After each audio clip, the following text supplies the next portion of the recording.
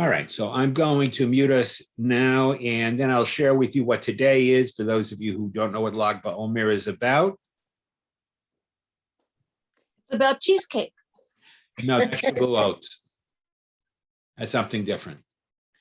All right, so Jewish holidays. The big holiday in the spring, of course, is the holiday of Passover, which we celebrated 33 days ago. I know that because Lag BaOmer always occurs 33 days after the start of Passover.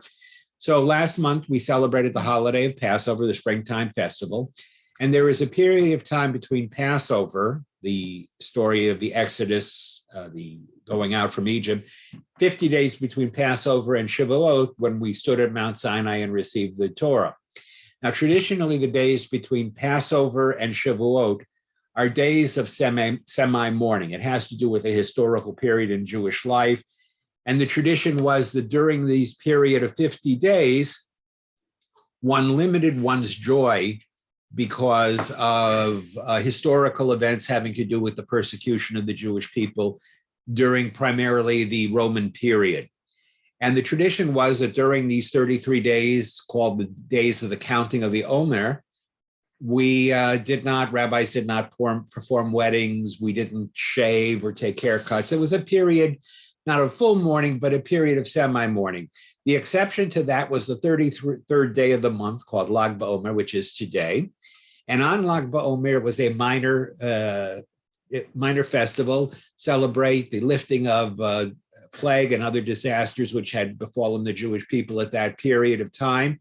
So the tradition was that every year we celebrate Lag BaOmer. Now, Lag BaOmer is celebrated in a number of interesting ways. Number one, it's usually a holiday that's celebrated out of doors, not really in the synagogue, not really in the home. It's celebrated out of doors in other places. And it's a time in Israel and other parts of the world to picnic, to go, to enjoy, to be outside. It's a time to light bonfires. It has mystical connections with Jewish mystical tradition. Shimon Bar Yochai, a very famous rabbi connected with the development of the Kabbalah, the Jewish mystical tradition, died on the anniversary of his death, was Lag BaOmer. And so the tradition is each year that when Lag BaOmer comes, that's the one day you can get a haircut. I didn't think about it. If I had, maybe I'd have made a barber's appointment today. But between Pesach and Shavuos, you don't take a haircut. Except on Lag BaOmer, you could do that. So I missed my shot at it, but that's okay. I'm not going to worry about it. So today's Lag BaOmer, and in a little while, the holiday will be officially over with sunset.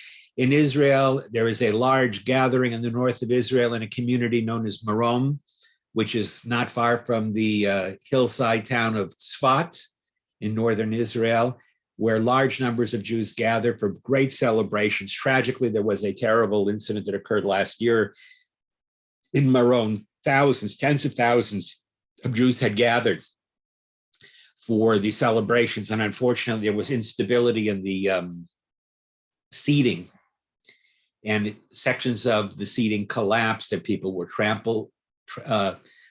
caught as the part of the structure fell down, and people were trampled trying to get out. It was a terrible incident. 40 some odd people died. Many people were injured. So this year there are all kinds of restrictions that have been put in place to guarantee the safety of the pilgrims who come to Meron. So today is Lag BaOmer. And so for all of you, Chag Sameach. Today we get to introduce you to a new historic character. For those of you who've been with me a while, we've met some interesting people. We have met the first shipbuilder, a man named Noah, who built a ship in the middle of a plain, and everybody thought he was crazy. We've met some very interesting people, the patriarchs of the Jewish people, Abraham, Isaac, and Jacob, and each of them special and remarkable in their own way.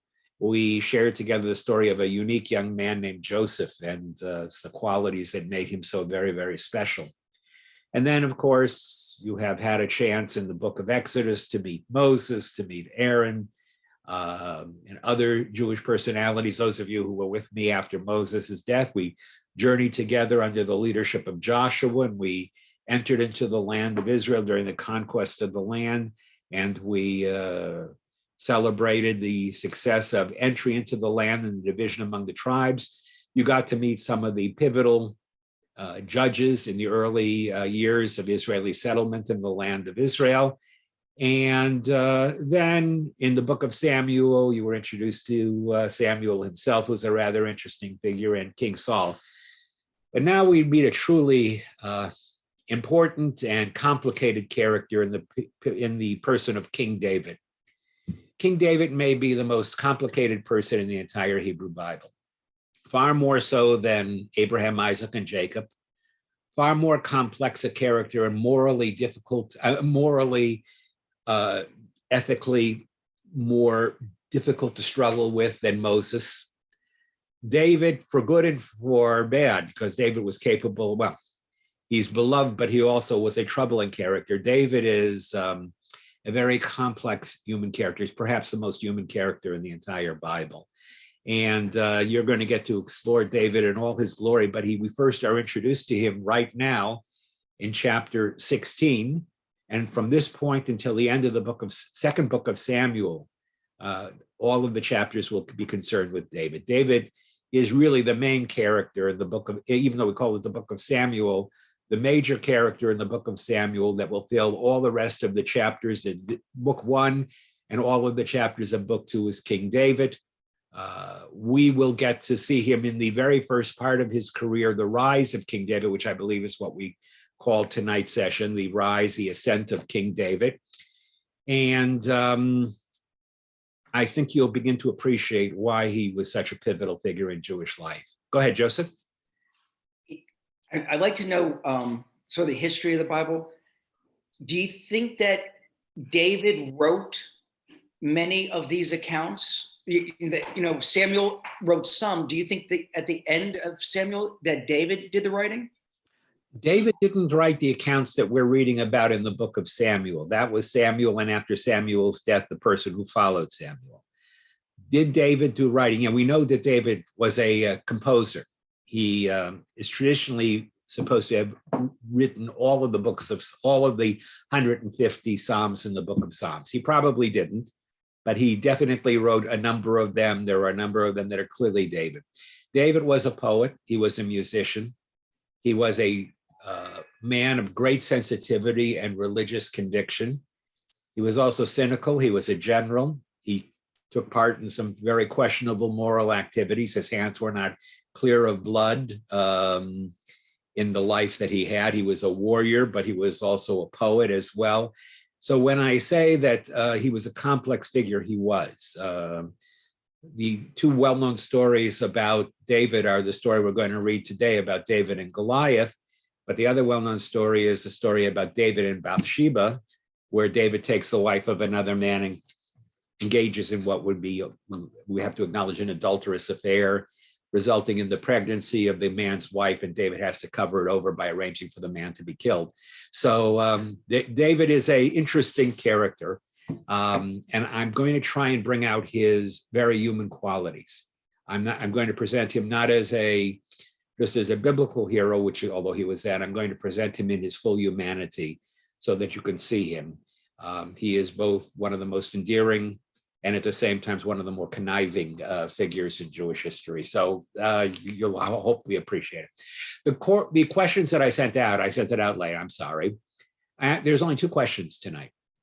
And the questions are very simple. We're going to concentrate on question 1 for a while, and then we'll turn to question 2. Question 1 is this. You've already read about how Samuel, the prophet, was commissioned by God to anoint the first king of Israel, King Saul. And we read about Samuel, and we read about how at God's command, he selected Saul and initiated his kingship and some of his relationships with the power said be in the beginning of Saul's reign. And tonight you're going to see the similar kind of connection with regard to Samuel and David. And so my first question, I don't have it in front of me, I believe was to talk about some of the similarities and some of the differences between Samuel and his involvement with the anointing, the selection of King Saul and King David, the 2 individuals, all right? So I'm going to stop here, and I hopefully you can remember some of it. I have my notes here, but I'm more interested right now in hearing from you. And you can discuss either, up to you, either the similarities or the differences between Samuel and his relationship between Saul and or David. So whatever observations you have, if you had a chance to go back and review, what were similar in these stories of these encounters of the prophet with these two men, young men who became kings, and what was different? Anybody want to start? Go ahead, Joseph. Well, the key similarity is that it's not Samuel that does the picking of the king. It's God leading Samuel. In both cases, God was very similar in terms of how he wanted Samuel to take the process, and it was by his word in hand. And so that was the big similarity I saw.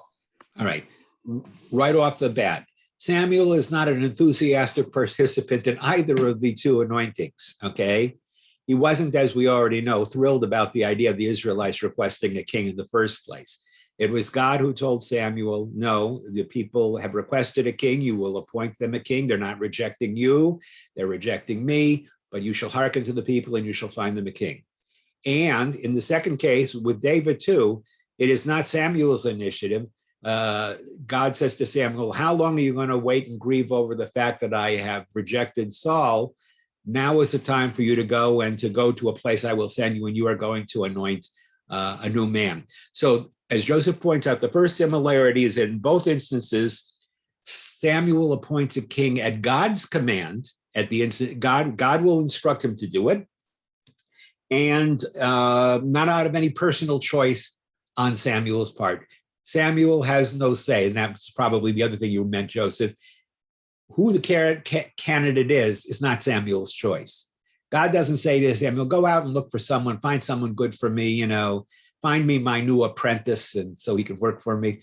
No, Samuel doesn't get that choice. God says, I'll let you know who I want. But you're the one who's going to go out and you're going to anoint them. All right, so good. So that is a similarity. Anybody else? Okay, Jerry, go ahead. I imagine Samuel must be in kind of a suspenseful thought, because Saul was a big guy.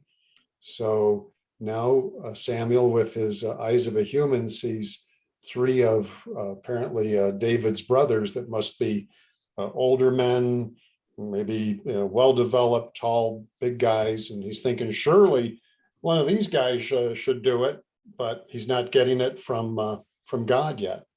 All right. This is a difference between the impression you have when you first meet the character of Saul and when you first meet the character of David.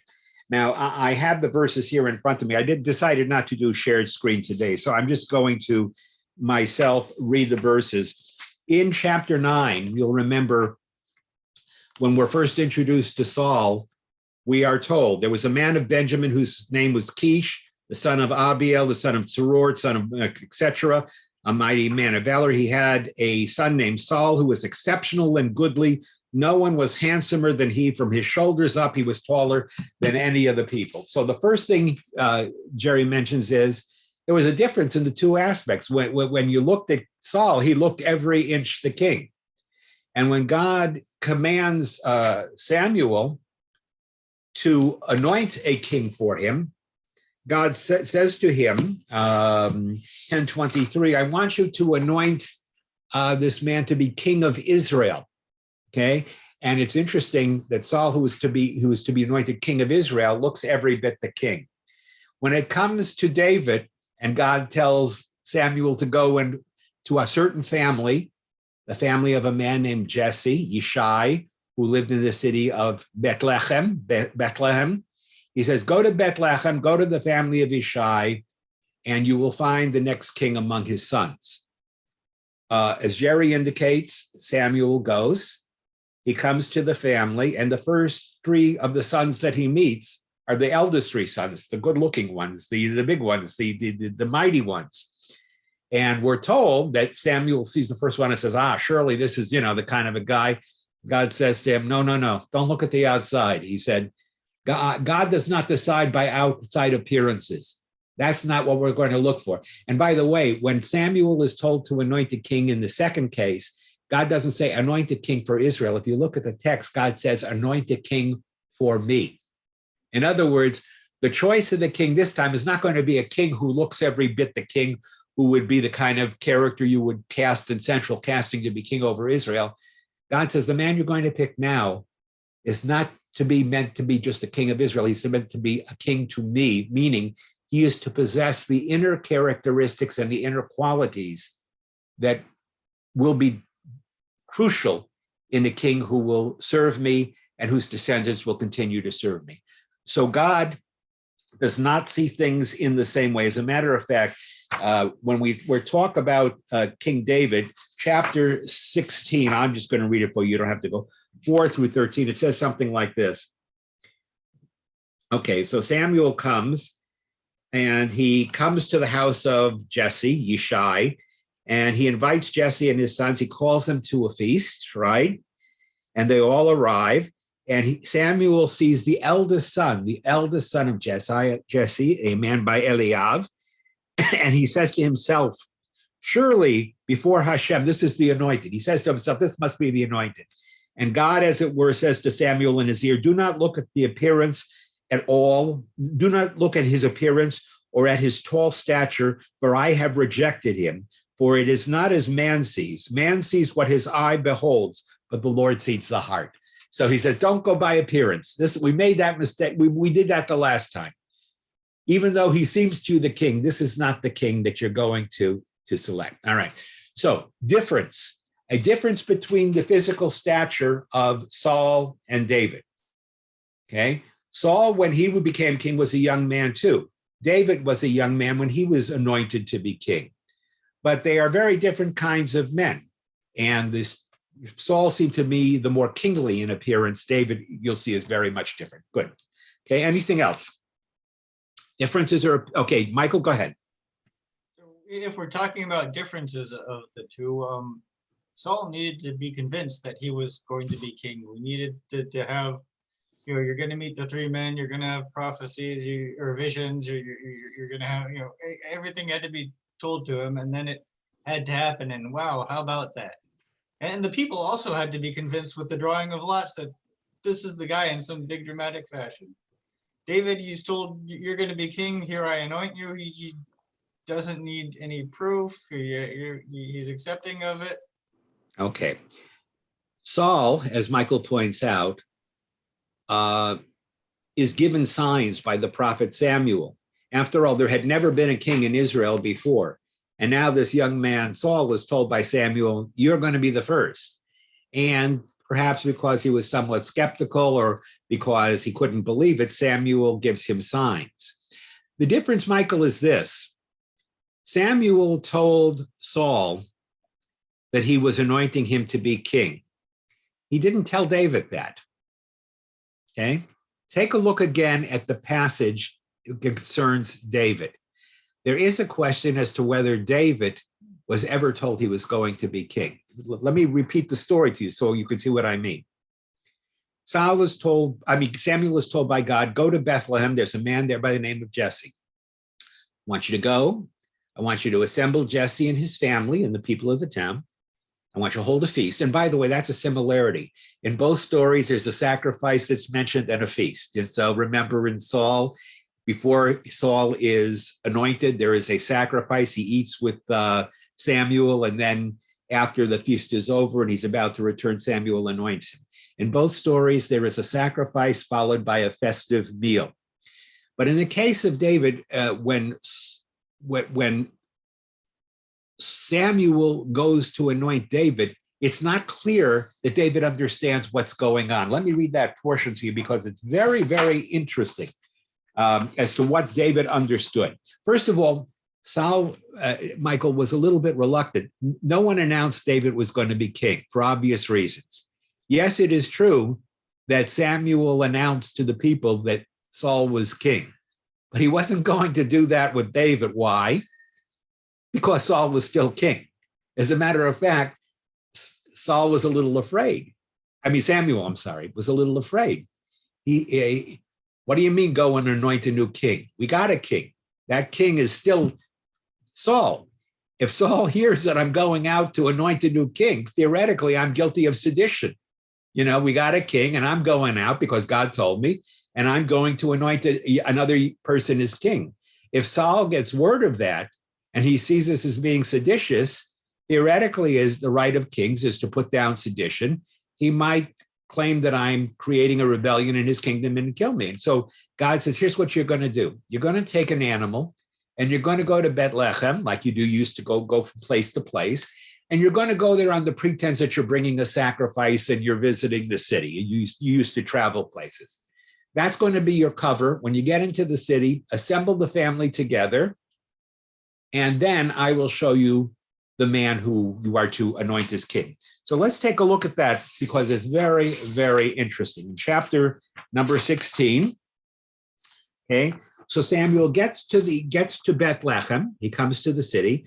The elders of the city hurried toward him, and one of them said, "Come in peace," and meaning you greeted him, welcome, okay? And Samuel returns the greeting. And Samuel says, he had come to bring an offering to the Lord. I have come. Prepare yourselves and join me at the feast. Samuel doesn't tell anybody what this is about.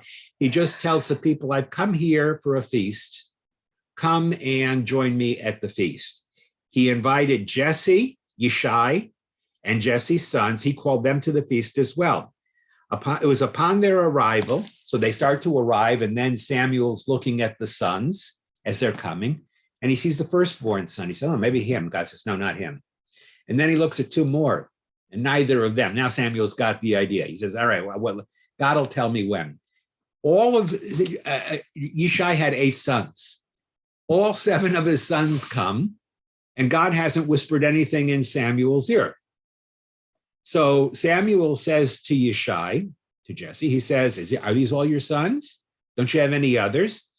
And Yishai says, well, yeah, I have a younger son, youngest of my sons, but, someone's got to watch the sheep. He's out in the field watching the flocks and the herds, I brought my other sons, he's out there. Samuel says, go get him, go bring him in, okay? So here's what happens next. All right, so it says here, Yishai brought, and James tells you all the names of the sons, but none of them were chosen.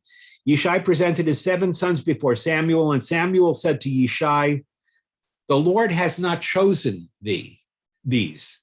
Now, what does he mean? The Lord is not chosen. Samuel never told him what he was doing. He says, the Lord has not chosen these. Now, I don't know whether Samuel said it to himself or to Yishai, but he says, this is not what I'm looking for. Samuel said, are these all the boys? And Yishai said, the youngest one is still left. He is tending the sheep now. So Samuel said to Yishai, send and bring the boy, for we will not sit down to eat until he arrives here with us. He said, send for your youngest son. No one knows why. All they know is they're having a feast. They don't know what the purpose of the feast is or anything. Okay, remember, Samuel is kind of doing this quietly. He sent, meaning the father sent and brought him. He was ruddy with fair eyes and a pleasing appearance. Now, the one thing about David and Saul was they're both good-looking guys, okay? Ruddy, by the way, what do you understand by ruddy? It's not a word we use much anymore in these days. Yeah, he had a good pallor to him. He was ruddy. Some people think it refers to red hair, but he was healthy. He had a healthy look to him. He looked like he was a healthy person. And they had fair eyes and a pleasing appearance. And what about fair eyes? Well, they say the eyes are the windows to the soul. You could look at David's eyes and see that this was someone, this was a serious person. There was something going on inside of him. So he had a healthy appearance, he was good looking, and he had what are called fair eyes. God says to Samuel, arise and anoint him, for this is he. Now, no one else heard God say that but Samuel, okay? No one knew what was going on. Why was Samuel asking about the sons what was going on? Samuel took the horn of oil. In this case, instead of having a juglet, he has a broader horn of oil, which is the horn containing oil. He took the horn of oil and anointed him from among his brothers, okay? He doesn't say anything about kingship. Why? Because that would have been suicidal. That would have been deadly. All he does is he indicates his preference for, now the others may have felt it was just a sign of blessing for the young one. Maybe it signified that David at the feast was to have a special role. But Samuel pours the oil on him, but it doesn't say he declares him king. Samuel took the horn of oil and anointed David from among his brothers, and the Spirit of God passed over David from that day on. Another similarity. From the moment they were anointed, we are told that both Saul and David, the Spirit of God rested on them. So from the moment they became anointed of God, something changes in them spiritually. Now, in the case of Saul, it was the case, Michael, as you pointed out, that Saul knew he was being anointed for kingship. It was quite clear that Saul knew a special role had been played for him, and therefore, and he was told not to talk about it. He was told to go back to his place. And because he was told he was going to be a king, Michael, maybe Samuel had to give him certain signs because Saul may have been skeptical. David was not told what he was being singled out for. He was merely being anointed by Samuel without any clear indication of what he was being distinguished for. All he knew was the famous old prophet of Israel, the last of the judges of Israel, had distinguished him by pouring oil on his head and consecrating him for something. But we do not know, and he probably never mentioned to David why, okay? If he had mentioned to David why, that would cause all kinds of problems. Did David know from before he ever met Saul that he was the one who was going to replace Saul? That would have made David into a conspirator. If David had known from the very beginning that he was being selected to usurp the throne from Saul, then Saul in his paranoia would have been absolutely right. Saul feared David later on. Saul felt that David was after his throne. If David knew from the beginning that that's what he was after, then he suddenly becomes a very cynical character. One way of reading David, if you don't read these stories, is David was a plotter. David wanted to be king of Israel, and so surreptitiously he wins the affection of the people. He undermines King Saul, and he becomes king after Saul is killed in battle. Okay, that's one way to read it. That's not the way we're supposed to read the story. What we're supposed to understand is that David was selected by Samuel at God's behest. He was anointed, but he was not told what he was being anointed for. He was merely being set apart, consecrated, blessed by Saul as being special. And that's all, okay? So he is anointed, and unlike Saul, he is not told what he is being anointed for, okay? Now, before we go on, any other similarity? So after this being anointed, the Spirit of God rests upon both Saul and David. And we talked about the appearance of Saul. We've talked about the fact that neither Saul nor David sought the kingship. Neither David nor Saul sought power, okay? Saul was not coming to Samuel to ask to be king. He was coming to find his father's lost donkeys. David certainly was not looking to be king. This was initiated by God through the prophet Samuel at God's behest. So all these are similarities. And in a way, the two men who are selected share certain features in common. They both are goodly of appearance. They both are unambitious, unassuming. We already know that Saul had questions about his own worth hiding among the baggage. He questioned his own abilities as king. David was a young man in the field, certainly had, as far as we know, no ambitions. So now we have the setup. Now, so what happens afterward? Now, this is an interesting thing. Okay, so David is anointed. No sooner are we told that the Spirit of God rests on David than we are told simultaneously, the very next verse, something interesting. The Spirit of Hashem, of the Lord, departed from Saul, and he was tormented by a spirit of melancholy from the Lord. In other words, no sooner does the Spirit of God rest upon David than somehow mystically or however it is, Saul suddenly becomes melancholic. Saul suddenly feels that as if the Lord isn't with him anymore, and he becomes somewhat paranoid, somewhat schizophrenic, okay? Suddenly he feels, this was after, of course, he'd been told by Samuel that God had taken the kingdom from him. He doesn't feel secure anymore in the kingdom. He feels inadequate. He feels that his days are numbered.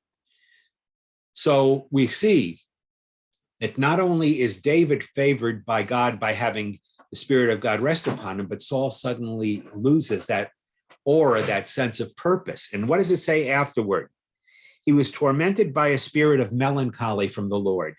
Saul's servant said to him, behold now, a spirit of melancholy from God torments you. Saul's servants noticed that he was not the same person. Something had changed after Samuel had talked to him privately. Suddenly people said to Saul, something seems to be wrong. You seem to be moody. Something's not right with you. Saul's servant said to him, behold now, a spirit of melancholy from God torments you. Let our Lord tell your servants who are before you, and let them seek a man who knows how to play the harp. So when the spirit of melancholy from God is upon you, this man may play the harp with his hand, and it will be well with you. Music has charms to soothe the savage beast or the savage breast, however you want to say it. The point is that Saul, when he was subject to these periods of melancholy, of questioning, of sadness, of fear, he entered into these periods, and it seemed like only music could release him from that mood. So Saul said to his servants, seek now for me a man who plays well and bring him to me. Saul says, all right, I realize I'm going through these dark spells. Bring me someone who can help me when I go through this experience. One of the young servants spoke up and said, behold, I have seen a son of Jesse the Bethlehemite. Just coincidentally, okay, there is a man I know is a good, who has very great talent, who knows how to play, is a mighty man of valor and a man of war who understands the matter, and is a handsome man, and the Lord is with him. Now, I question this. First of all, David couldn't have been a man of valor. David had never seen war before. So this may be a reflection of what was to come in David's life later on. That David knew how to play a musical instrument is clear. How Saul's servants knew about him, I don't know. But David was not a mighty man of valor. David was a man who was the youngest son of a group of shepherds in Bethlehem, a small town outside of the area of Jerusalem. And he was fetched not because he was a warrior, not even because he was good. He was fetched because he could play the harp, and he had a nice voice. So they bring David to him. Saul sent messengers to Yishai, Jesse, and he said, send me David, your son, who is with the sheep. Now, how did Saul know? I'm not sure what the editor is saying here and what Saul said. Saul probably didn't know David from Adam. He probably said, I hear you have a son who plays the harp, plays the lyre. Please send him to me. If he is available, send him to me. Yishai took a donkey laden with bread, a jug of wine, one kid, and sent it with his son David to Saul. So Yishai hearkens to Saul. He sends his son David to the camp of the king. Okay, and David brings with him his present. David came to Saul and stood before him. He loved him very much. Now, who is the he who we're talking about? It appears to be talking about Saul, that when David met Saul, Saul was impressed with him. I don't know if he loved him very much. That seems a little, but he took to David. Everybody takes to David, by the way. David is one of those guys who everybody loves. You see him and you love him. There are certain people who, you meet him and you say, yeah, this is a guy I want to hang with. So he stands before David, came to Saul, stood before him. He loved him very much, and he became his armor bearer. I said, armor bearer? What does that have to do with anything? It really doesn't. And we're going to talk about that in a second. Why did he become his armor bearer? Saul sent to Jesse saying, let David stay before me, for he has found favor in my eyes. In other words, your son is welcome in the camp. Let him stay with me. Let him be with me, for he has found favor with me. And it happened that whenever the spirit of melancholy from God was upon Saul, that David would take the harp and play it with his hand, and Saul would feel relieved, and it would be well with him, and the spirit of melancholy would depart from him. So whenever periodically Saul became sad, he would send for David. David would play the harp. David had a voice. He probably sang hymn compositions of his own composition, and the spirit of Saul would revive. Okay, that's story chapter 16. And here's the problem. In chapter 17, you have a completely different story. I don't know if any of you noticed it. It's like a completely different story that conflicts with the story I've just read, okay? We meet David and Saul again, but it seems as if they don't know each other, and the context is completely different. David does not introduce to us as a player of music. He is introduced as a young man who bravely decides to conquer the Philistine giant. I see your hand, Esther. Go ahead. That's what I was going to ask you, because all of this, because I read first where the king gives him his armor and such to go. And then in chapter 17, all of a sudden, he didn't know who this man was that slew Goliath. He never heard of David, Okay. supposedly.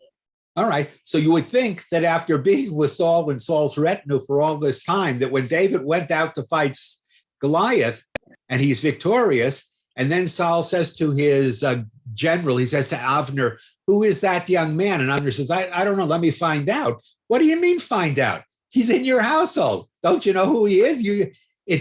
Something doesn't sound right. And that's the purpose of the second question. What I'm going to do now is I'm going to treat this as a separate story, and then I'm going to ask the following question. Can we reconcile the two stories? Is there a way of giving credence to both stories?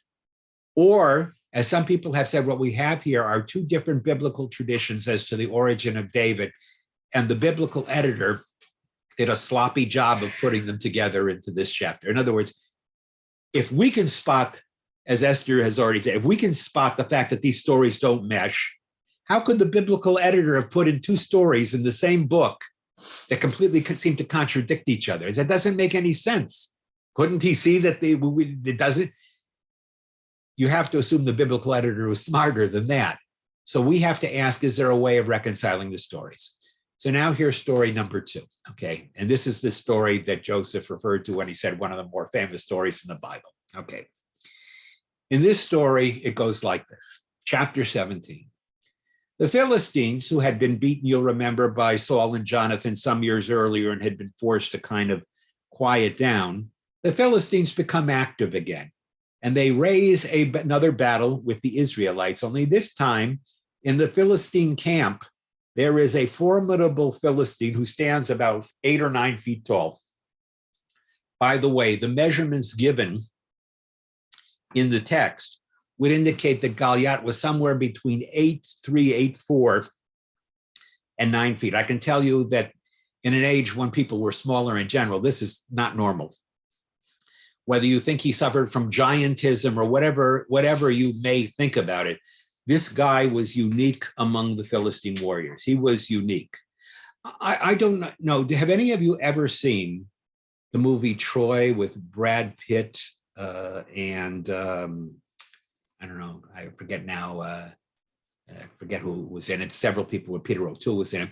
Well, there was in the beginning of that movie, a giant of a man who does what this Philistine does. The Philistines and the Israelites are lined up with battle. Saul and the camp of Israel are facing the Philistines. The Philistines assembled their camps for war, and they assembled themselves at a place called Socho, that is in the area of Judah. They encamped between Socho and Azekah, okay? Saul and his people assembled themselves there, and they encamped on the other side of the valley on a separate hill. The Philistines were standing on the mountain on one side, and Israel was standing on the mountain on the other side, and there was a valley between them. So you see, the Israelite army on one side, the Philistine army on the other. Obviously, they're both taking advantage of the high ground, and in between is a plain, right? And the battle obviously would be fought in the plain, but neither army has moved forward yet. So what happens? A champion went forth from the Philistines' camp whose name was Goliath. In Hebrew, his name is Goliath. Goliath, we call it, Goliath. It was Goliath of Gath. He comes from the Philistine city of Gath. His height was 6 cubits and 1 span. He was about 8 to 9 feet tall. He had a copper helmet on his head and was wearing armor of mail. The weight of the armor was 5,000 copper shekels. He had a copper shield on his leg and a copper neck guard between his shoulder. The shaft of his spear was like a weaver's beam, and the blade of his spear weighed 600 iron shekels. Now, if you figure out the weights based upon what we think the weights are, this guy was carrying around on his body with all his armor and everything about 200 pounds.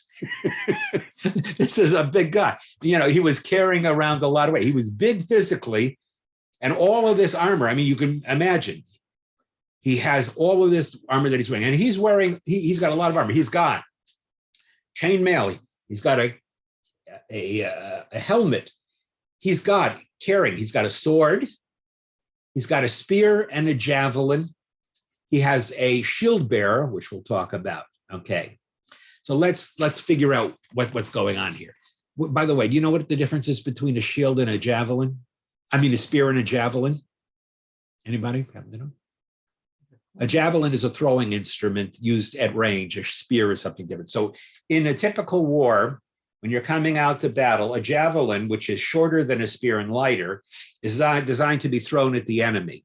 And usually the heads of a javelin are made of lighter material so that it kind of crushes when it hits, can't be picked up by the enemy and thrown back at you. A javelin is a throwing spear that's lighter and is actually used when you're still some distance away. You throw the spear at your opponent. If you get him, well and good. A spear is a longer, heavier instrument, and it's used in closer combat, okay? It's used in closer combat. So Goliath had both a javelin and a spear. Normally the spear would have been behind him in part of his, it would have had the javelin. So the javelin first and then the spear. And of course, he was wearing a sword. And he had a shield bearer.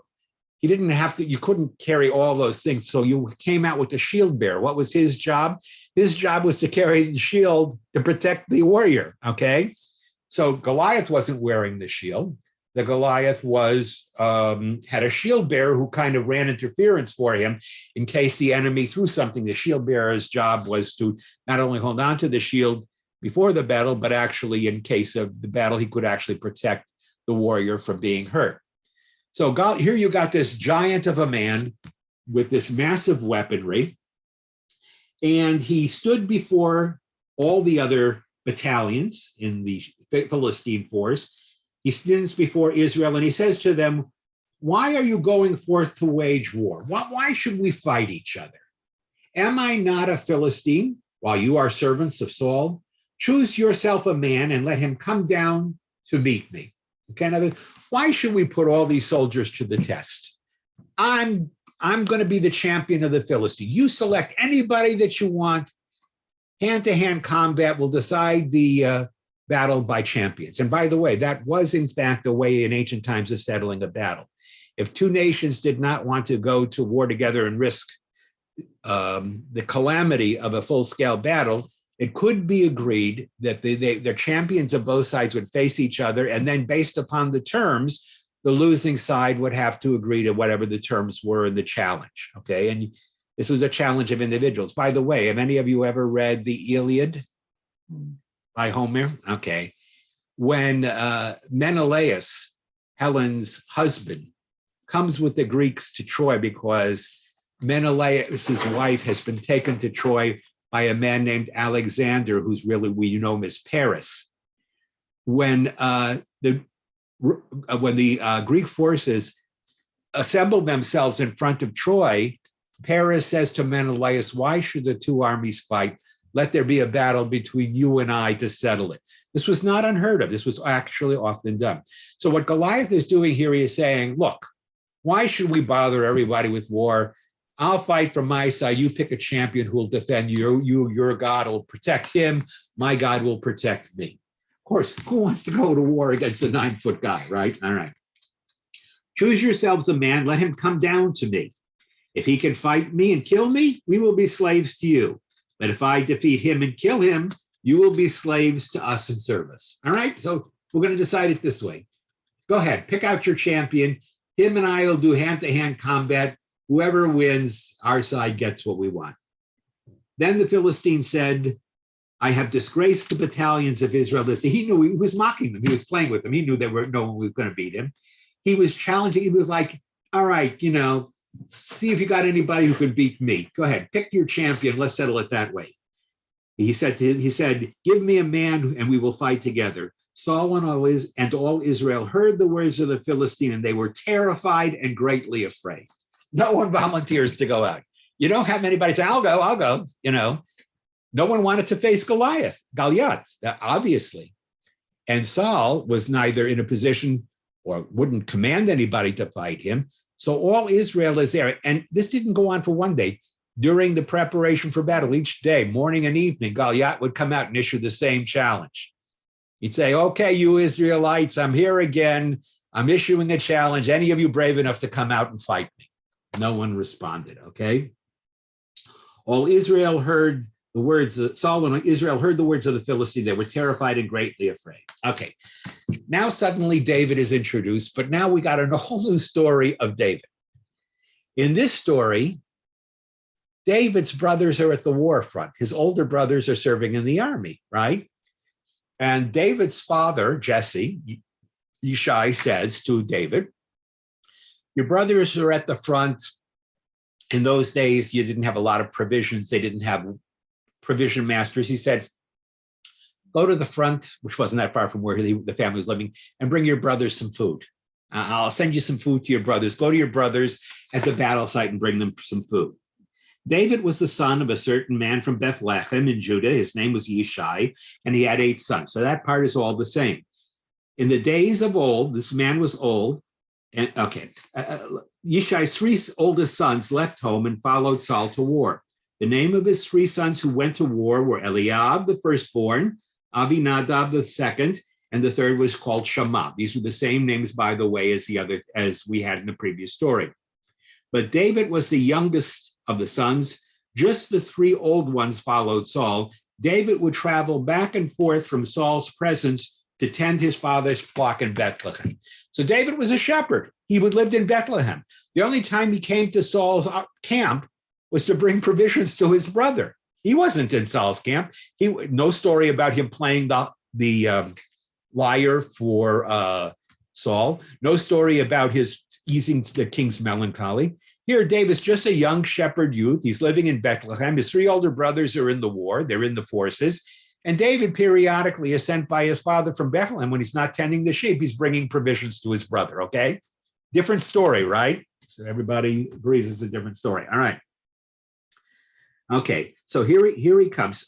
Okay. Jesse said to his son David, please take an ephah of toasted grain and these 10 loaves of bread for your brothers and hurry to the camp to your brothers and bring them these 10 cheeses to the captain of the thousands, inquire after the welfare of your brothers and bring back a report. So David was like a messenger. Go see how your brothers are doing, bring them this gift from the family, see how they're doing, come back and tell me everything is okay. Okay, that's all.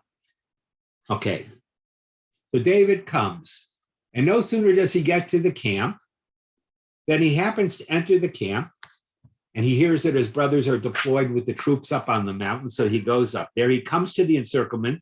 The army was going forth to battle. They were shouting battle cries. Israel and the Philistines deployed, battalion facing battalion. David left the baggage that was upon him. In other words, he leaves the supplies with the quartermaster. The food that he had brought for his brothers, he says to the, here, hold on to this for me. This is for my brothers when they come back. My father sent me. I'm going to go up to the battle lines to see what's happening. You know, it's exciting up at the battle lines.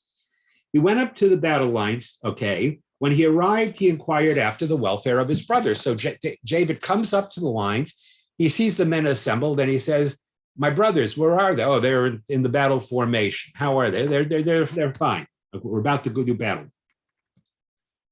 At this very moment, as he was speaking to them, behold, the champion, Goliath, comes forth as he was doing regularly, came forth from the Philistine battalions. Goliath, the Philistine of God, was his name. He spoke the above words and David heard. So he issues the same challenge that he's been issuing all the way along.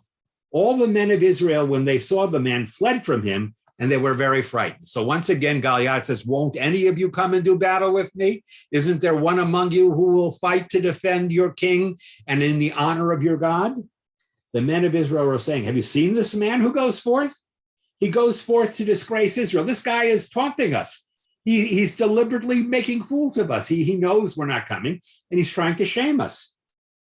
And then apparently the word had gotten out in the camp that Saul, who wasn't going to be able to command anybody, had issued a kind of a promise. The king, have you seen this man who goes forth? He goes forth to disgrace Israel. The king will enrich whoever kills him with great wealth, and give his daughter to him in marriage, and he will free his father's family from royal service in Israel. The king said that any man who agrees to take on this challenge and fight this Philistine champion, if he is victorious, the king will enrich him and give him one of his daughters in marriage, and his family will be exempt from any taxes and fees and services that would be incumbent upon the regular citizens of Israel as part of the right of the king. So David listens to Goliath. He hears that this has been going on for a while now, this taunt. And he hears that the king has said, if there's any man who would like to go and face this guy, this is what I will do for you. David spoke to the men who were standing with him. What will be done to the man who slays the Philistine and removes this disgrace from Israel? He says, what's this that I hear? What will the king do if someone faces this man? For who is he, this uncircumcised Philistine, that he disgraces the battalions of the living God? Why is everybody afraid? He's issuing threats against God's holy forces. You know, what did the king say he would do if you confronted them? So the people told him regarding this matter, saying, such and such shall be done to the man who kills him. Okay? So now David hears, aha. Okay? The young kid, right, comes, sees the battle lines, sees this giant of a man, and he's told that no one will face this man. And David says, and you're meaning to tell me that no one will face him, even though he's challenging us, and even though the potential prize is so great? No one will touch him. Well, his brothers are there. His eldest brother is there. Eliab, his older brother, heard as David was talking to the men. As David's talking to the men in the vicinity of his brothers, they hear that David is asking this question, you know? And Eliab does not like this. Either he's trying to protect his stupid young brother from doing something dumb, or he fears that, you know, in his impetuousness, David's going to do something rash. Eliab, his older brother, heard as he was talking to the men. Eliab became angry with David and said, why did you come down here? In other words, what are you doing here? Why are you even at the battle? With whom did you leave the sheep, those few sheep in the wilderness? You're not supposed to be here. You're supposed to be taking care of his dad's sheep. Now you've wandered away. You've left your position as a shepherd. You've left the sheep defenseless, and you're wandered up here to idly watch the battle. You want to see some adventure, okay? I am aware of your willfulness and your evil thoughts, that you have come down here in order to watch the fighting. His brother said, you know, get back home. Why did you come here? He didn't know the father had sent them.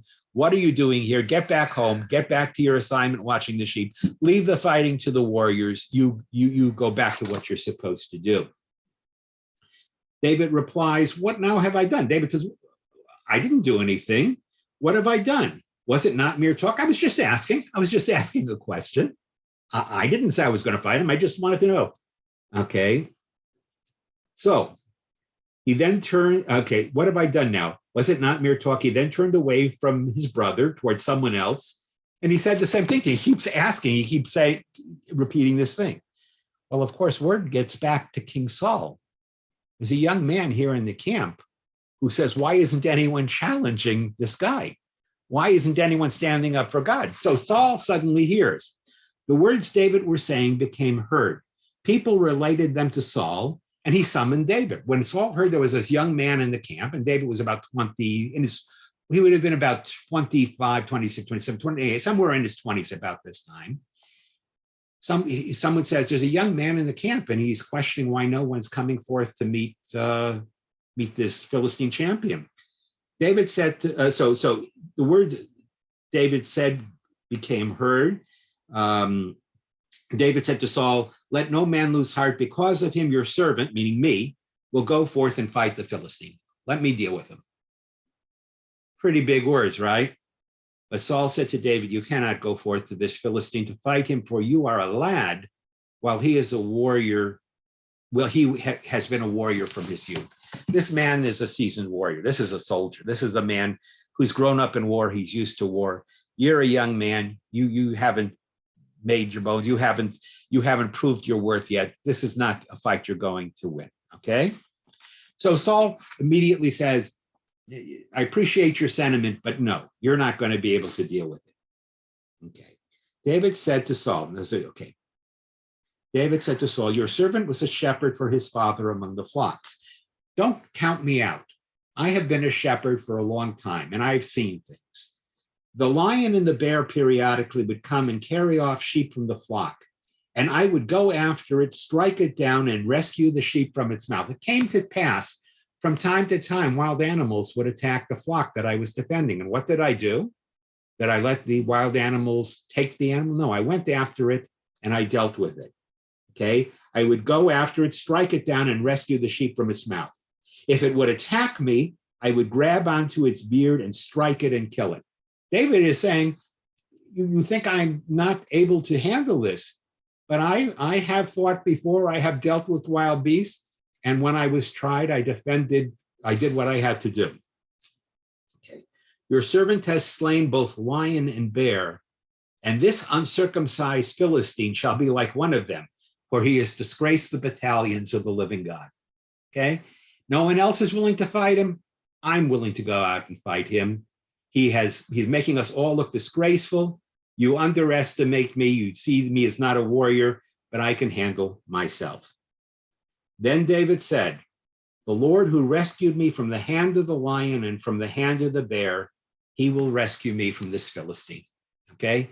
As God has protected me throughout my life in difficult situations, I will trust in God to protect me now. I am unafraid. Let me go out and face the Philistine. Well, Saul really hasn't got any other choices at this point. Okay.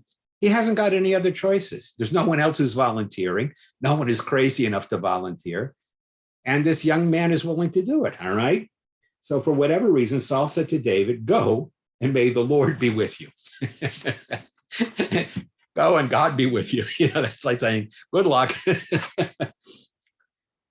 Go and may God be with you. Saul dressed David with his own battle garments. He put a copper helmet on his head and dressed him in armor. David then girded his sword over his garments, but he was unwilling to go forth that day, for he was not accustomed to it.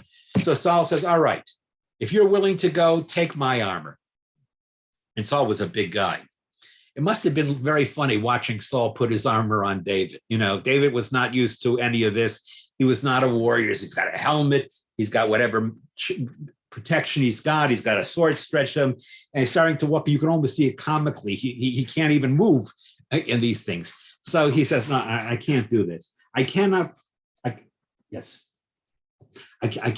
walk with these, for I am unaccustomed to them. And David removed them from himself. If I'm going to fight him, I got to fight him my way. I can't fight him with this. This is not going to work. He took his staff in his hand, okay, and he picked out 5 smooth stones from the brook, and he put them in a shepherd's bag in the knapsack, and he took his slingshot, which was in his hand, and he approached the Philistine.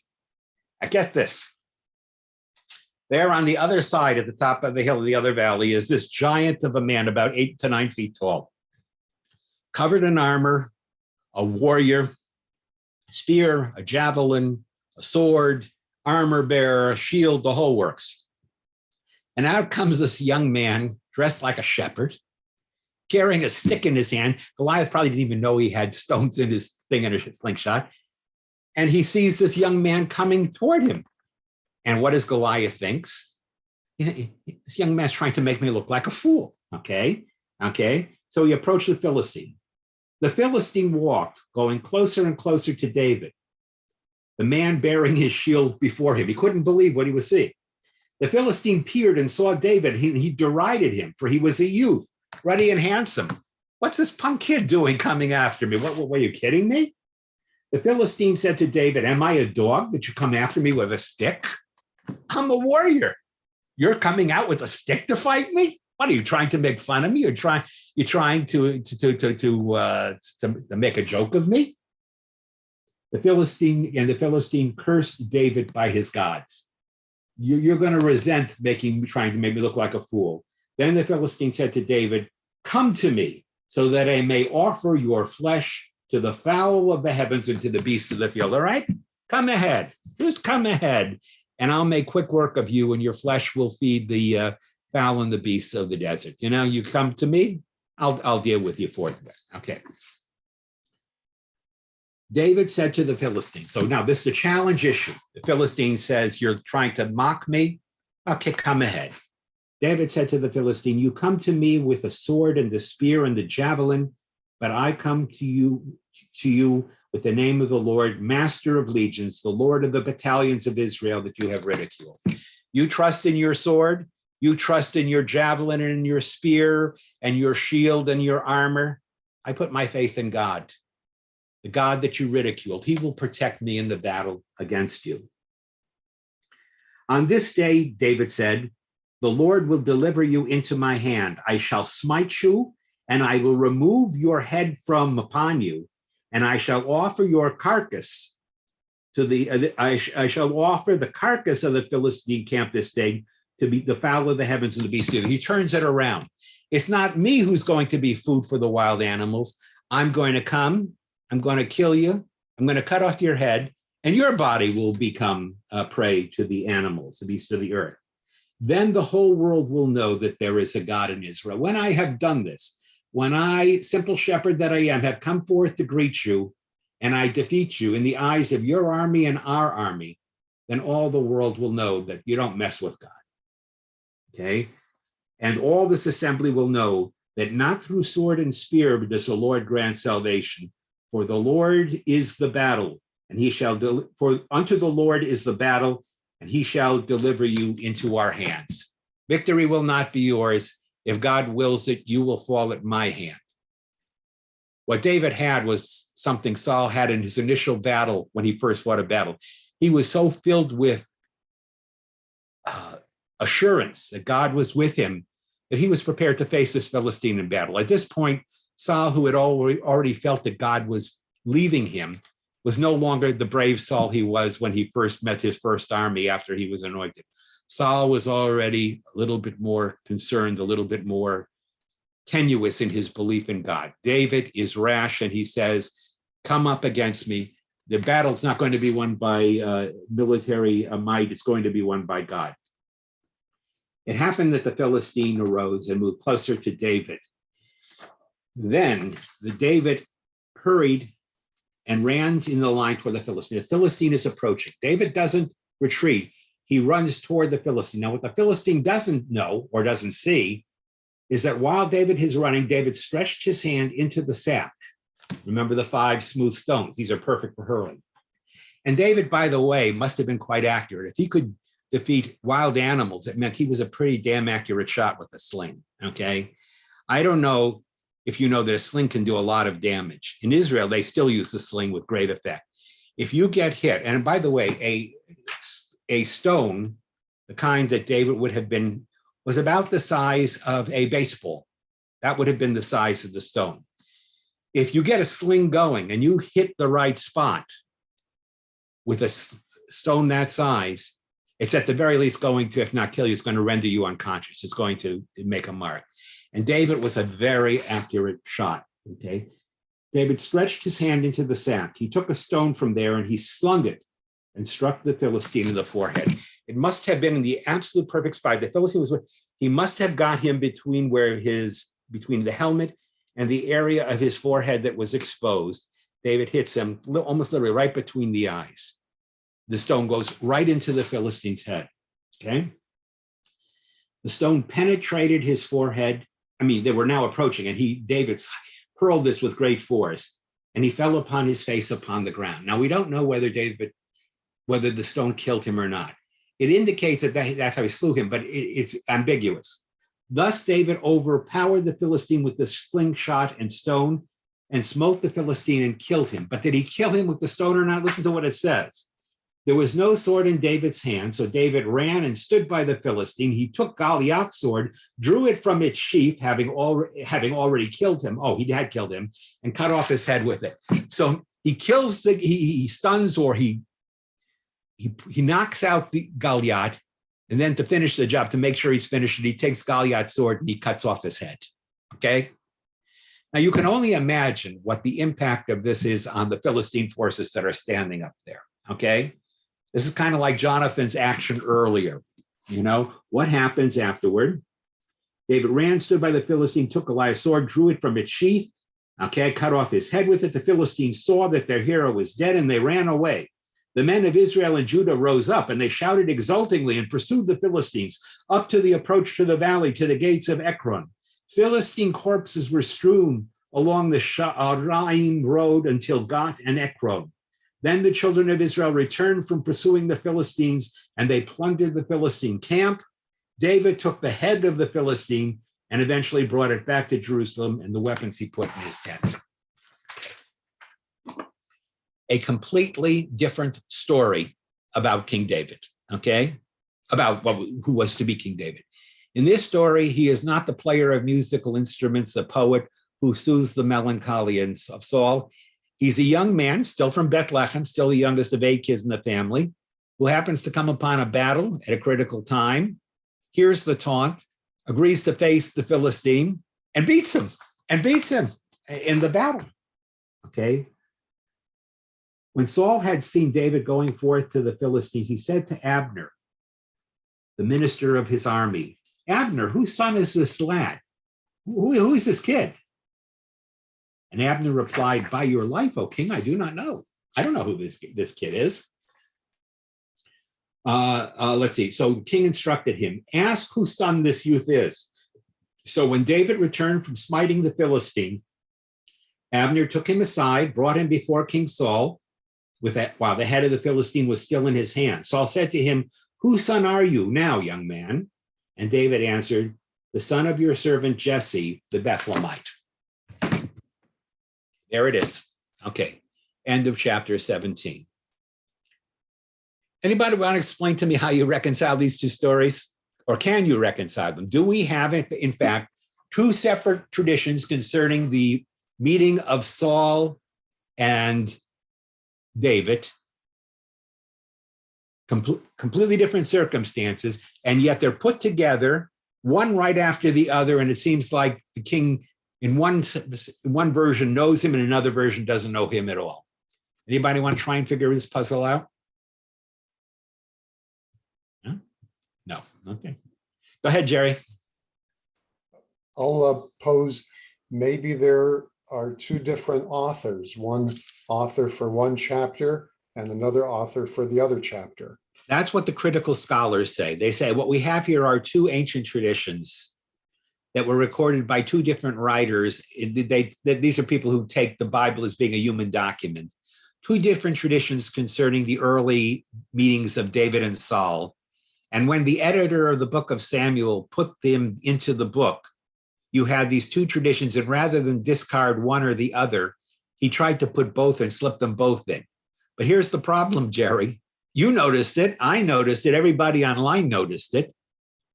Didn't the editor realize that this didn't jive, that this didn't fit? Maybe that's correct. I mean, if you believe that what you have here is a literary document made up of two different historic sources, maybe you have the writer trying to put in both the sources in one text, but it doesn't fit very well. Go ahead, Leslie.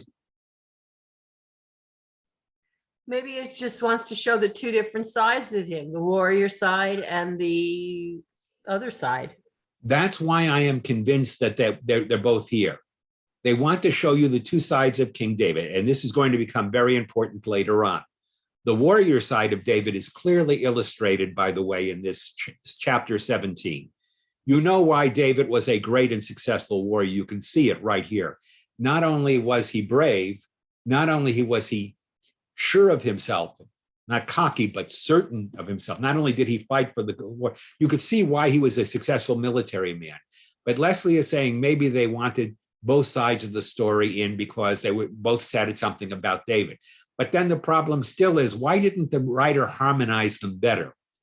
He could have had both stories, but why didn't he do a better job of it? Why did Saul not know who David was? Think about it. If you believe the story in chapter 16, David is brought to Saul to cure his melancholia, and Saul values him as a musician who plays away his moods, then he knew him. Then why suddenly does he not know him? It doesn't make any sense. Go ahead, Leslie. Well, yes, it does. I mean, Saul is a king, and this was just a poor peasant boy playing the music for him. Okay. He didn't have any feelings for the kid or Yeah. anything. even though the text says he loved him, when Saul is sad, they search for some young man who can play. It is quite possible that David's initial Yeah. introduction to Saul was in the capacity of a harp player. Saul, there were a lot of people in the king's camp. There were a lot of people in the king's camp, especially if Saul was in one of his melancholy moods. And they brought David in. Who was David? He was a young man. He sat there and he played the harp. Saul would have had no special reason to take note of David, except he liked his music. So the people said, okay, this kid is good. Whenever Saul falls into a funk, we'll call this kid from Bethlehem and let him come and he'll play. There is no reason to assume that Saul had any special relationship with him. Who was Jesse? How would he know Jesse? He didn't know. He just knew that this kid was helpful, okay? The fact that David may have met Saul previously, and that would explain why he went back and forth. David didn't have to be with Saul all the time. He went to Saul to play music. That's why the story about his armor bearer, that comes later. That's a later reference. He wasn't Saul's armor bearer. Why would he be an armor bearer? An armor bearer is not. He played for Saul. Later, after the incident of Goliath, he becomes Saul's armor bearer. But initially, he's not Saul's armor bearer. He's just a guy who plays. And when he's not playing for Saul, he goes back to his father's home, a walk of about from where they were, walk of a few hours, maybe 5 or 6 hours. And he stays home and he takes care of the sheep. And then maybe if Saul sends for him, he comes back to play for Saul, or if his father, he's going back and forth to the camp. His brothers are in the army. So Leslie is saying, maybe it's quite possible that David was in the camp. He did play for Saul, and Saul really didn't take too much notice of him until the moment when David distinguished himself by going out and fighting Goliath. Suddenly, Saul sees this young man in an entirely new way. Saul is not in the melancholy. Saul's in the midst of battle. He sees this young man who's saying, why doesn't someone challenge? He sees this young man, he doesn't recognize the lyre player, the whatever it is, the player. And he says to him, what do you mean? You're a young man. You're not a warrior. You're untested. You're not going to fight him. I'll fight him. Let me handle him. David goes out. He comes back after the victory, and Saul says, who are you, kid? Do I know you? Who are you? Saul would not have necessarily had occasion. Saul didn't probably see David very frequently. And when he saw him, he was probably in one of his moods, and David played. And, they probably didn't talk together. David didn't share the king's table. He was just there to provide music and some singing. It is quite possible that the two versions are. The initial version was that David came to Saul. And here's the irony. God's spirit rests on David. God takes his spirit away from Saul. Saul becomes melancholy, and who does he turn to make him feel better? The man who's going to take away his kingdom from him. You see the irony here? You see?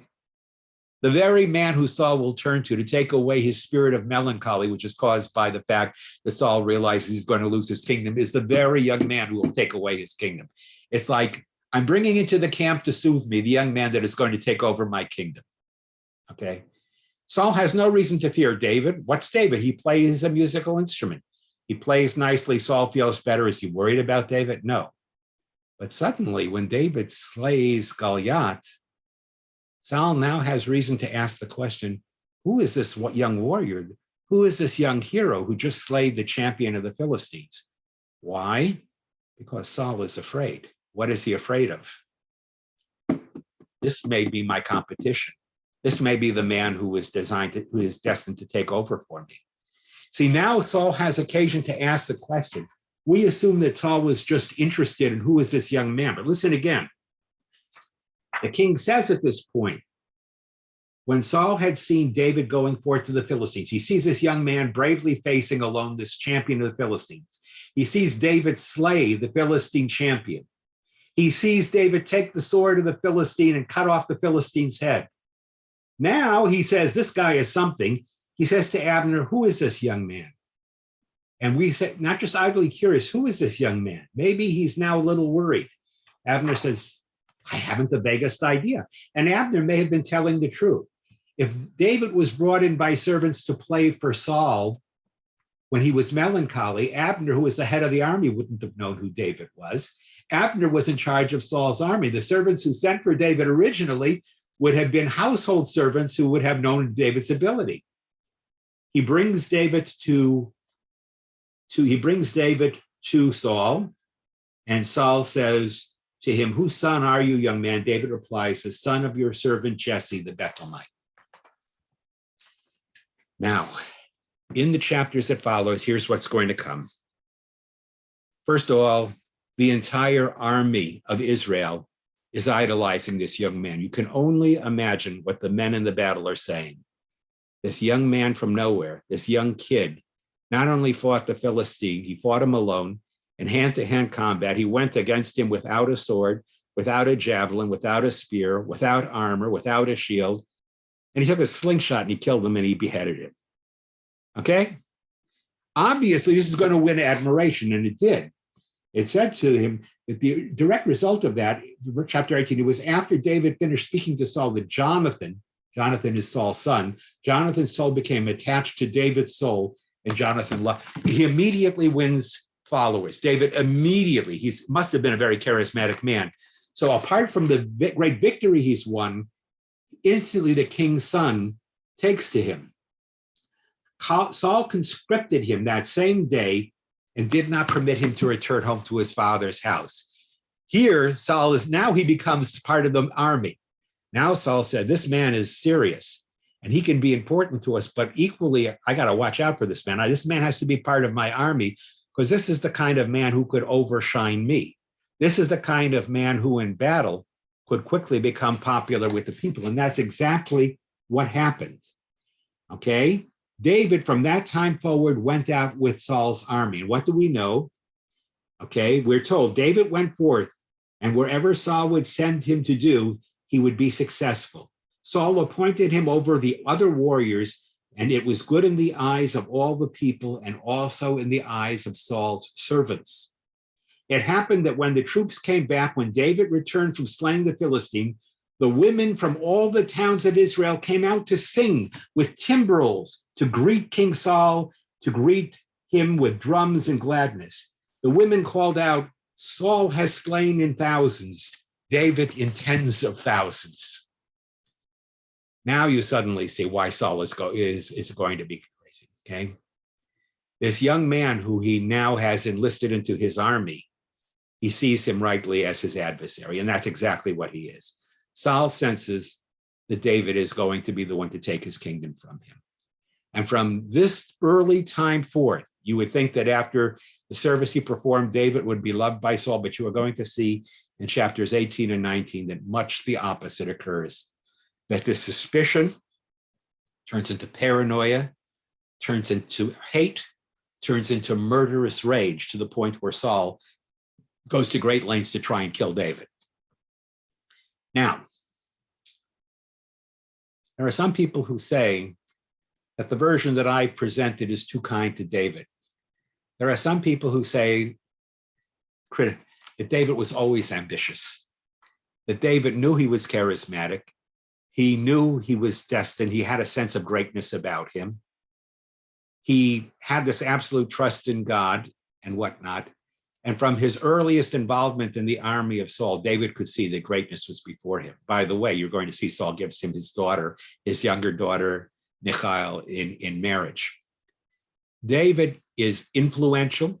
The women sing about him. Women love him. Men want to be him. He's the whole package, okay? And now this perfect man who is a victor in battle, who is comely, who is ruddy, who is poetic, who is something about him, charismatic. Now suddenly Saul says, this is the man I've got to be afraid of. Even my own family is drawn to him. They are going to follow this man unwittingly to cause our family to lose the kingship, which is exactly what will happen. So you see now, in this meeting of Saul and David, you have two very different personalities. Unfortunately, the one is losing his hold on both kingship and sanity. The other is slowly building up his confidence and his ability. He suddenly tastes the limelight. He suddenly sees his name being sung to the point where he is even being given honors and accolades higher than the accolades given to the king himself. you know this is a bad formula. You know this cannot end happily, okay? Even if David had no pretensions, and David constantly says, I have no pretensions, I have no interest in it, you might, as we read more, become a little bit more skeptical. David protests he's innocent of any ambitions, you know, kind of like Julius Caesar. He thrice refused the kingly crown. I don't want to be Caesar. I don't want to be Caesar. Of course, Caesar wanted to be, Julius Caesar wanted to be Caesar. He wanted to, and Mark Antony, Brutus and Cassius knew that Caesar wanted, but what do? You deny the honor. No, it's enough. I want the Republic. I support the Republic. But Caesar was ambitious, okay? To quote Mark Antony, David was ambitious too. David knew his power. He knew his influence. And to be quite honest, when you read certain other events, you will find it hard to believe that David was completely innocent with no other ulterior motive. You will see that David, like any great man, saw greatness in his future. And once he insinuates himself, or once he enters the king's household, and he is the best friend of the king's son and married to the king's daughter and acclaimed by all Israel, he sees what's happening. He sees his father-in-law becoming more and more afraid. And David's not stupid. He understands what Saul is afraid of. And I think I could make a case for Saul has reason. Would David have actually set his hand to Saul? Probably not. But Saul didn't know that. Saul knew. Saul didn't even know that David had been secretly anointed by Samuel. All Saul knew was this very popular kid was suddenly now competing with Saul for the loyalty of the Jewish people. All right. Responses, questions, anybody? Go ahead, Jerry. I looked up if there was any biblical significance to the 5 stones. Yes. And the reference that I got was that 5 symbolized God's grace. Yes. There are a number of significance throughout everything. By the way, you'll notice that Jesse has 8 sons, okay? And you might say, well, why 8? 7 is a significant number. Well, 7 indicates completeness, wholeness, 7 days of the week, you know. But after the wholeness of all of Jesse's 7 sons, the one who God selects is number 8. It's not in the natural course of things. It's not the natural 7. It's that unusual 8th one. The 8th day, the Brit Milah, is the 8th one that God singles out. So numbers play a significant role in everything. Yes, but you're right, Jerry. Probably, given the size of a shepherd's bag, from what I know, and if the stones were around the size of a baseball, maybe a little smaller, he would have been had trouble getting many more than 5 stones more into the bag. That's just my own observation, you know, unless he had 1 in the chamber. Maybe he had 5 in the magazine and 1 in the it's like having a 6-shooter, you know. But no, not that. He probably 5 was about the limit he could carry. But you notice, Jerry, he didn't need 5 stones. No, he didn't need 5 stones. He was a marksman. His first stone counted, okay? First stone hit the mark. And he probably understood that. You know, you think about David, what kind of a rash kid is he? He knows the power of a sling. He knows that he's killed animals before. He knows that even though it seems unseemly and unlikely, if an animal can be killed with a stone flung with enough force, so can a warrior. And it doesn't matter how much armor the armor wearer is wearing. If you hit him exactly in the right place and you aim it correctly, you can bring him down. So was David foolhardy? Maybe not. Maybe David really had a good idea about how good he really was, and he did what he did.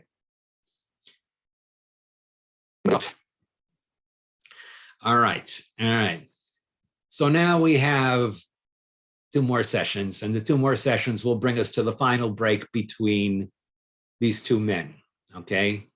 Chapter 18 and 19 will show you all the various ways David's father-in-law tries to get rid of him. You are going to see how Saul plots, initially with the members of his own household. He thinks he can trust them. But Saul's own children, who love David, who are connected with him, turn on their father and they side with David. Saul tries subtly at first to get rid of David. Okay, it's kind of like Pharaoh. Remember the story in the Exodus? First, Pharaoh tells the midwives, look, if it's a boy born, kill him quietly. Saul tries to take care of David behind the scenes. He tries to use servants and the ways of the palace to get rid of him. Eventually, Saul is not subtle at all. At one point, David is there in front of Saul, and Saul throws a spear at him to kill him right in the throne room. So it gets bad, okay? So bad, in fact, that at the end, you'll see 2 sessions from now, that Jonathan, David's friend, Saul's son, says, look, I've tried in every way I can to speak out on your behalf to my father. I've tried to reason with him, but my father is going to kill you. Give him enough opportunity, you are dead. I'm your friend. You know, we have a bond. I'm my father's son. But go away, get away, protect yourself, because your life is not safe. And whatever happens, we, David and Jonathan, we will swear allegiance to each other, that whatever happens in the future, you will look after my family and I will look after your family. So even though David is the one who will take the kingship from Saul, and thus from Jonathan too, even though we don't know the circumstances yet, the 2 men are bound together in a unique relationship, which we'll see in the last lesson. You can't write better stories than this. I mean, and that is why I love the character of David. I've pictured him both ways. I can write his story from that of in a cynical way, as a ambitious, conniving man who was after power. And I can write him as a man intoxicated with God, who was just doing what he thought God wanted him to do. And either way, the story can be written either way. It can come out the same way, both ways. So we'll see whether you see the next 2 chapters that way. Chapters 18 and 19 for next week, and the following week, chapter 20, and that will be the chapter we will conclude with. Okay? All right, everybody. Good night. Thank you. You're welcome. See you Monday. Yes, Erwin. Yeah, sorry about flaking out on you tonight. I have some things to take care of. No. Don't worry, and you can catch anything you missed on the. We'll send it out. So hopefully tomorrow. So, you know, for the longest time, I kept thinking that that was just a lucky shot. Either I didn't know, I forgot that David actually was a good hunter, that he could kill animals, strong animals, big animals with a sling. But no, it was more than just a lucky shot. I think it was a shot that he had perfected as a shepherd protecting his sheep, his flock. So yeah, that was impressive. No, I agree. And by the way, a lot of people, athletes, you see these guys in soccer who manage to be able to hit rims, can do these impossible shots. And you say, how can you do that? Well, when you have a lot of practice and you get a lot of practice shooting the shot, eventually you become quite good. So I guess like a marksman, he was a marksman with a sling. He was just that good. And you're right. Therefore, it wasn't a lucky shot. It was his talent, his ability. And like everything else, when you underestimate someone, they have an advantage. Goliath only saw the stick in his hand. Goliath said, this man who is coming at me with no armor, no nothing, he thinks I'm nothing. He didn't realize what he was up against. Michael? Yeah, so I think the story, well, I don't know where Erwin was taught, but when I was growing up and going through Hebrew school and everything, it was played as it was conveyed as a lucky shot. There was no talk of, this is the same guy who slayed bears and lions with the same sling and right. Or maybe you thought that God directed the rock exactly to the right. There are 2 ways of interpreting it. Either it was a lucky shot or God was the one who directed that stone toward Goliath. But you're right. When I learned it too, I didn't learn it with the point where David said to Saul, well, I've had a lot of experience and I've hunted down some pretty big animals you wouldn't go at with the sword, and I've managed to kill them at a distance. Yeah. Yeah, I don't think that was even touched on, let alone glossed over. It probably wasn't. So were there lions actually in Israel at that time? Yes, there were. I have a great text that I have. Yes, both lions and bears in the wilderness of Judah at the time. Not so much later on, but at the time of the story of David, the geography, not the geography, what topography of the land was quite different. There were forests. So yes, in fact, though there was grazing land too, there were bears and there were lions that preyed on these animals, and they would come out into the shepherding areas and they would seize sheep. So when David said, while I was in charge, these things happened and I managed to bring them back alive, the animals back in my care, he wasn't bragging. He did it.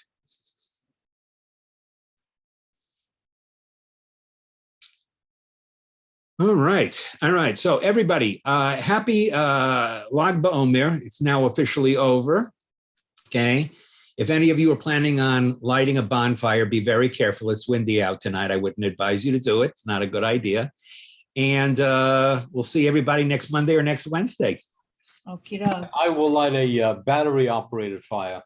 A battery operated fire. At first, I saw a little something there that looked like a fondue pot. I thought maybe they were using a fondue pot for the bonfire, but I think he had something else in mind. I said to my wife, let's get out of here before they start the bonfire. Good night, everybody. Okay, good night, everybody. Good night. Bye-bye.